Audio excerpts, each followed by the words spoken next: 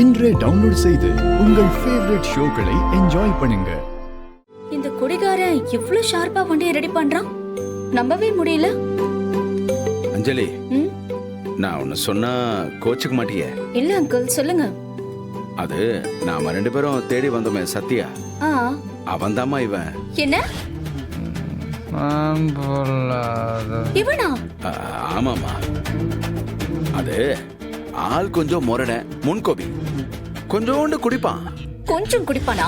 கொஞ்சம்? ஆமாமா. ஆனா ரொம்ப நல்லவம்மா. பாத்தியா எவ்வளவு ஸ்பீடா அந்த காரை ரெடி பண்ணி கொடுத்தான்னு? அதுக்கு அது அவனை எப்படியாவது கன்வின்ஸ் பண்ணி. அங்கிள், இந்த வேலைலாம் வேண்டாம்.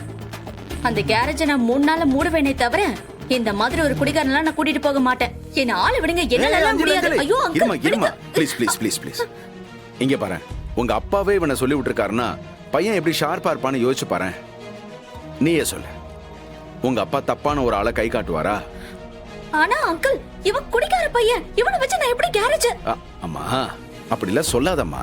திறமை இருக்குமா, சின்ன சின்ன குறைகள் எல்லாம் நம்ம பெருசுப்படுத்த கூடாது.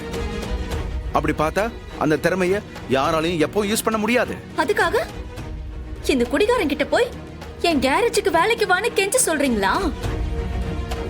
அதெல்லாம் முடியாது அங்கிள், முடியவே முடியாது. தபர், நீ எதுக்கு கெஞ்சற? நான் பேசிக்கிறேன்.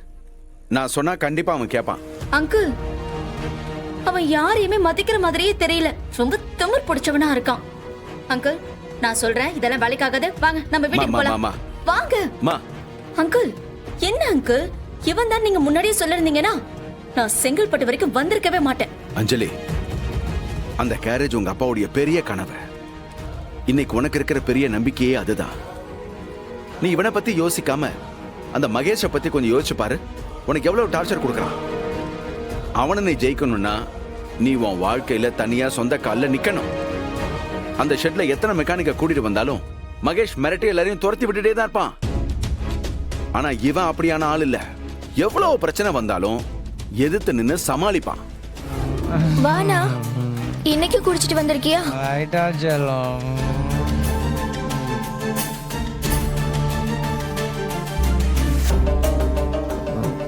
இதுல பாப்பாக்கு ட்ரெஸ் இருக்கு.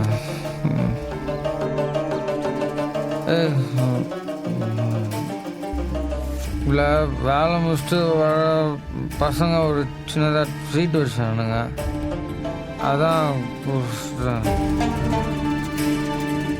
மீனும் வெஜிடபிள்ஸ், ஃப்ரூட்ஸ் எல்லாம் ரொம்ப நமஸ்காரம். பாவமா? ஏய், இவனுக்கெல்லாம் பாவமே பார்க்காத. இவனால தினம் தினம் அசிங்கப்படுறோம். அம்மா, காய்கறி எல்லாம் வாங்கிட்டு வந்திருக்காமா? ஒண்ணு வேண்டாம், போடா வெளியில. போடா, போன்றல போ. இது வரைக்கும் நீ கொடுத்ததே போதும். எல்லாம் என்னோட தலை எழுத்து. இவன் கிட்ட வாங்கி சாப்பிடணும்ல. என்ன அங்கிள், குடும்பத்துல இவனுக்கு ஒரு சல்லி பேச கூட மரியாதை இல்ல? திறமையானவங்களுக்கு எப்பவுமே வீட்டுல மரியாதை இருக்காது. அங்கிள், சும்மா உருட்டாதீங்க. இவன் ஒரு குடிகாரன், ஊர் வம்பு இழுக்கிறவன். அதனாலதான் வீட்டுல யாரும் மதிக்க மாட்டேங்கிறாங்க. இதுக்கும் திறமைக்கு என்ன அங்கிள் சம்பந்தம்? ஊர்ல இருக்கிற எல்லா திறமையானவங்களும் குடிச்சிட்டு ரோட்ல விழுந்து கிடக்குறாங்க. சும்மா கதை விடாதீங்க. டேய், எல்லாம் இறங்கிச்சு. மற்ற கட்டிங் கூட காசு இல்லை. இதான் ஆடு சிக்கினா நல்லா இருக்கும். வர முடியும். சத்யானே, சிக்கிட்டான். இன்னைக்கு உங்க வீட்டுல செம டோஸ் போல. சத்தம் தெரு வரைக்கும் கேட்டுச்சு. வெடி பத்தியா? அதெல்லாம் பழகி போயிடுச்சுடா. காலைனா திட்டுவாங்க, நைட் ஆனால் சேர்த்துப்பாங்க, அவ்வளோதான். உன்னை பார்த்தா பாவமா தான் இருக்கு. நீயும் எதையும் கண்டுக்காம இழுத்து பிடிச்சுதான் ஓட்டுற. வேற என்ன பண்றது? விட்டு நான் ஓட முடியும்? ஃபேமிலிடா. இட்னாலும் ஆச்சாலும் நம்ம ஃபேமிலி தானே, பார்த்தானே ஆகணும். அட்வைஸ் பண்ண விட்டேன்ப்பா. முடியா பத்தியா? இதுக்கு சும்மா நானே கானில் இருக்கிறேன், வந்து நோண்டின்னு இருக்கிறேன்.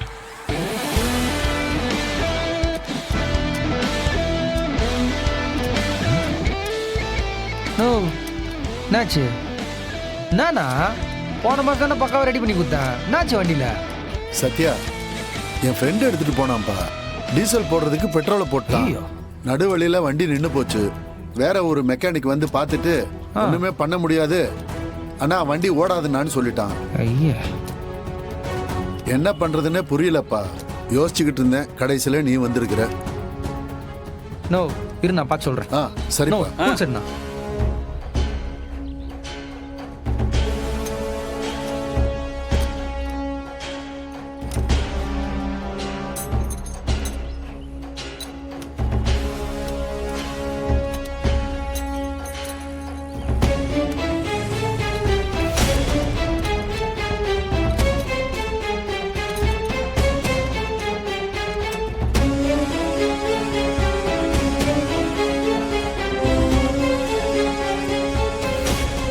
நேரம் வேற ஆகுது.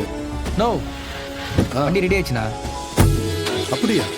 சத்யா வந்த உடனே வேலை முடிஞ்சிருச்சு பாரு. ரொம்ப தேங்க்ஸ்ப்பா. பரவாயில்ல. நம்ம வீட்ல போய் சொல்லிட்டு அவனை போய் பார்த்துட்டு இப்ப திரும்ப வந்திருக்கோம். பொய் சொல்லிட்டேன் அங்கிள், திருட்டுத்தனமா போயிருக்கோம். ஆமாம்மா, திருட்டுத்தனமா தான் போயிருக்கோம். அவங்க இப்ப நம்ம மேல ரொம்ப கோவத்துல இருப்பாங்க. கோவத்துல 4 திட்டு திட்டுவாங்க. இங்க பாரு, நீ எதுக்கும் பதில் பேசாத. இங்க பாரு, அவங்க என்ன திட்டுனாலும் அதை பத்தி நீ கவலைப்படாத. கோவத்துல ஒரு ஆள் பேசும்போது நாமளும் அவங்களை எதிர்த்து பேசினா அவங்க கோபம் அதிகமாயிட்டே தான் போகும். அவங்களுடைய கோபம் தணிஞ்சதுக்கு அப்புறம் பொறுமையா எடுத்து சொன்னா புரிஞ்சுப்பாங்க. என்னம்மா இப்படி பாக்குற? எங்க அப்பா கூட இதே தான் சொல்லிருப்பாரு. அம்மா எவ்வளவு சத்தம் போட்டாலும் அவரு அமைதியா கேட்டுப்பாரு. அவங்க சமாதானத்துக்கு அப்புறம் பொறுமையா எடுத்து சொல்லுவாரு. அதனாலேயே அவங்க 2 பேருக்குள்ள பெருசா சண்டை வந்ததே இல்ல. உங்களுக்கு ஒண்ணு தெரியுமா, அப்பா ரொம்ப ஸ்மார்ட்டா அம்மாவை ஹேண்டில் பண்ணுவாரு. நீங்க பேசுறது அச்சு அசல் அப்பா பேசுற மாதிரியே இருக்கு. ஓகே, அவரோட ஃப்ரெண்டு தானே நீங்க? இதெல்லாம் அவர்தான் உங்களுக்கு சொல்லி கொடுத்திருப்பாருல்ல? போலாமா? சரி, வா போலாம். நான் பெருசு எப்படிங்கிற என்ன வர சொல்லிட்டு எல்லாம் வெளியே நிக்கிறீங்க? ஷெட் எங்கிது பக்கத்துல இருக்குது. யார் இவன்? இவரை தேடிதாம்மா நாங்க போனோம். நம்ம ஷெட்டுக்கு புதுசா வந்திருக்கிற மெக்கானிக். Hi madam. இந்த ஆளே ஒரு உதவாக்கற. இந்த ஆளை நம்பி மெக்கானிக் ஷெட் வச்ச நீ ஒரு உதவாக்கற. இப்ப உங்களோட இன்னொரு உதவாக்கரையும் சேர்த்திருக்கீங்களா?